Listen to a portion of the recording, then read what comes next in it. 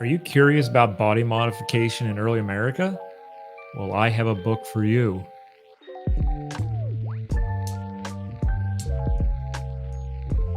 What's up, everybody?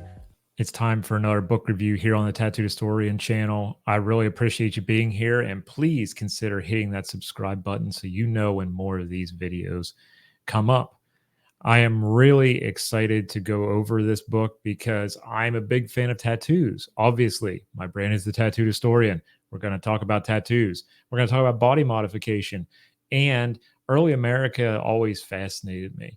So I was really pleased to get Mairin Odle's book, Under the Skin: Tattoos, Scalps, and the Contested Language of Bodies in Early America. This one comes to you from the University of Pennsylvania Press, and it is a fascinating tale about Europeans coming to North America and interacting with indigenous peoples who have modified their bodies in certain ways. Some have tattooed themselves, some have piercings. And obviously, we know, due to popular history, popular culture, what we see on television and in movies, we know that scalping was also a huge thing for warfare at that time amongst indigenous people.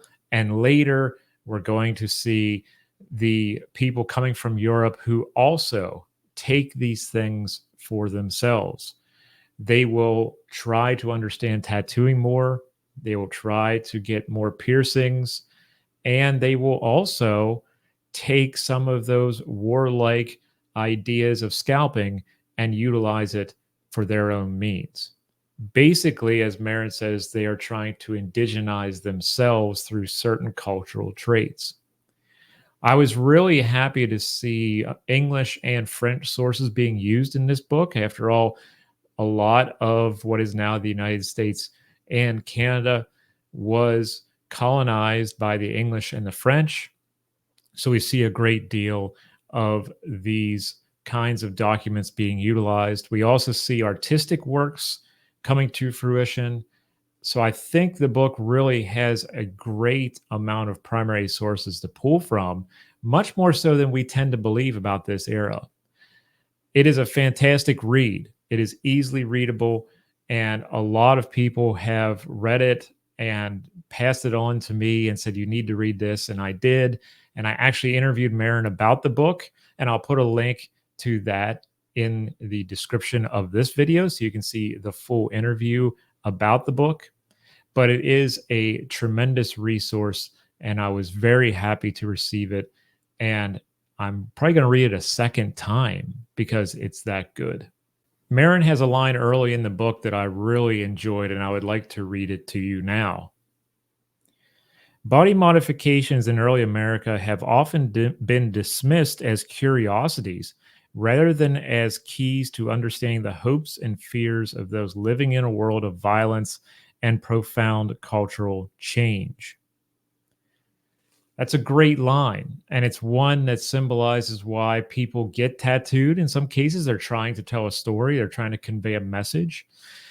And there's also going to be so much involved with mutilating bodies to also send a message in early America. I was really happy that Mairin put these all together to allow us to understand the context of the environment in North America at the time, the clashing of these cultures, and what it meant to both sides to really see someone who looked differently than them.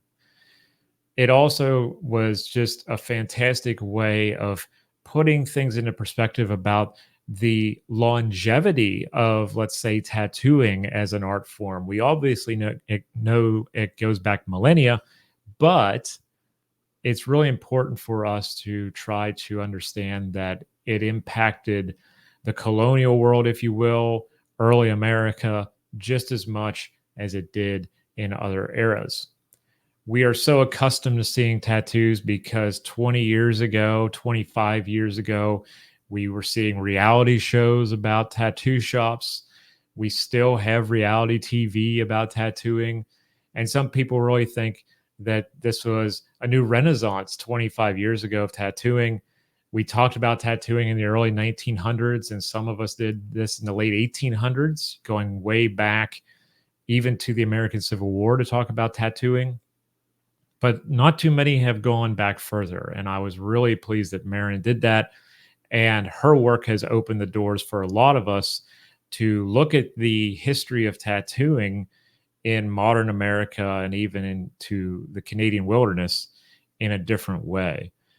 And it's a nod to the indigenous communities who were here in the first place.